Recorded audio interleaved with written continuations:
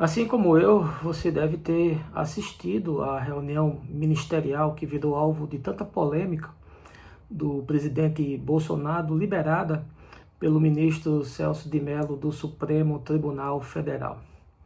De fato, a forma como as coisas são conduzidas são escabrosas, são assombrosas. Mas o que fica daquela reunião é o fato de que o presidente tem um projeto de Estado. Apesar desse projeto de Estado não ser muito provavelmente aquilo que eu e você queremos e talvez até que os eleitores deles desejavam.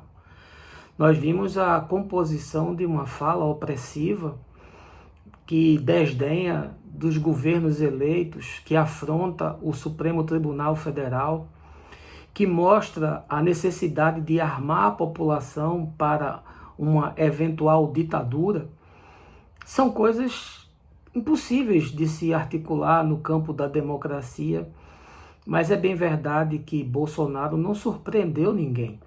Ele já falava de tortura, ele já falava de imposição armada, ele já falava que não tinha habilidades na gestão, mas queria colocar pessoas notáveis muito antes de ser eleito. Na verdade, o Bolsonaro, ele representa a síntese de uma revolta que a população tem com a opressão histórica do Brasil. São um pouco mais de 500 anos do descobrimento e o que nós temos visto sucessivamente são as oligarquias, são as fortunas, é a opressão que vem se sucedendo de geração em geração. Mesmo depois das eleições diretas, mesmo depois da abertura política, mesmo depois de um sonhado governo de esquerda que patrocinou sim coisas boas, mas que saiu com um saldo desastroso de corrupção, há uma repressão coletiva, há o anseio de um povo que vem sendo esmagado em busca de trabalho, em busca de saúde, em busca de educação, em busca de sobrevivência. E aí Bolsonaro surge como uma síntese disso que se passa, inclusive no inconsciente coletivo do país.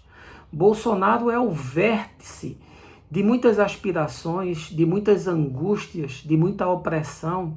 E ele surge sim como um Messias, como alguém que pode mudar essa realidade. E as pessoas se afincaram apenas no fato de que ele não era corrupto, ainda que lhe faltasse todas as outras características necessárias para a gestão. Eu percebo que na Escritura nós temos um modelo semelhante com essa história. É a narrativa que nós encontramos no livro dos Juízes sobre Gideão. Gideão foi um líder do povo de Israel que surge num momento histórico extremo, em que havia uma opressão muito grande dos adversários, sobretudo dos midianitas, contra o povo de Israel. Eles eram saqueados sucessivamente, eles eram roubados nas suas plantações. Aquele era um mundo agrícola. A moeda de prata daquele tempo era o trigo. O trigo representava para aquele mundo o que o petróleo representa para o nosso. Ele fazia não carros e fábricas girarem, mas ele fazia com que os músculos das pessoas funcionassem. Portanto, aquela civilização também estava sendo oprimida historicamente por questões ligadas ao trabalho, à alimentação, à segurança.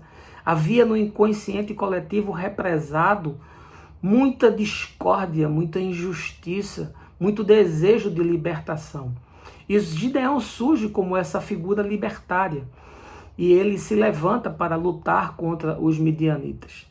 O curioso é que na noite que antecede a batalha, 2 soldados midianitas estão conversando e um diz para o outro que teve um sonho. E nesse sonho ele viu um pão que flutuava sobre o arraial e que de repente desabava sobre eles, destruindo a tudo que estava ao seu redor. E a interpretação foi: esse pão é Gideão. Nós não podemos desprezar que nos fenômenos históricos, geopolíticos, existem projeções de potestades espirituais. Isso fica muito claro nas Escrituras, que há principados que se articulam e que geram influência sobre as nações. Naquele mundo também acontecia isso. Gideão aparece como uma projeção dos anseios de toda uma nação para lutar contra a injustiça e contra a exploração. E a arquetipia do fenômeno, daquilo que está represado, aparece nessa visão dos midianitas. Ora, tudo do ponto de vista da fenomenologia parece muito com o que nós temos nos nossos dias. Bolsonaro surgiu também como uma espécie de Messias, como aquele que podia resolver o problema do pão na nossa mesa, da segurança nos nossos lares, da saúde, da educação, do saneamento. Eu não acredito que Bolsonaro seja um escolhido de Deus. Não creio em hipótese alguma que isso possa ser possível. E alguém talvez me diga, mas a igreja o apoiou. Sim, a igreja historicamente se alinhou com tudo o que havia de pior, com o fascismo na Europa, com as ditaduras na América Latina. Sempre a igreja está do lado do Estado quando esse quer exercer o seu poder hegemônico. Mas Bolsonaro funciona como uma espécie de João Batista. Ele não é a solução, mas ele mostra o caminho da mudança. Eu penso que Bolsonaro não pode mudar o Brasil, mas eu penso que o Brasil jamais será o mesmo depois de Bolsonaro. E é preciso analisar todos esses fenômenos para não perder de vista os acontecimentos da história. Eu tenho pedido a Deus que me dê isenção para olhar para esses fatos sem impregnação ideológica, mas tentando articular a realidade com aquilo que me ensina a Escritura.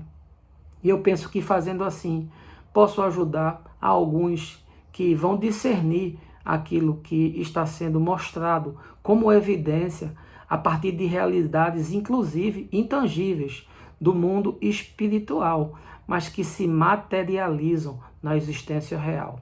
Vamos conversando por aqui, de encontro em encontro, a mente abre, o coração expande, e o mais eu vou te falando no caminho.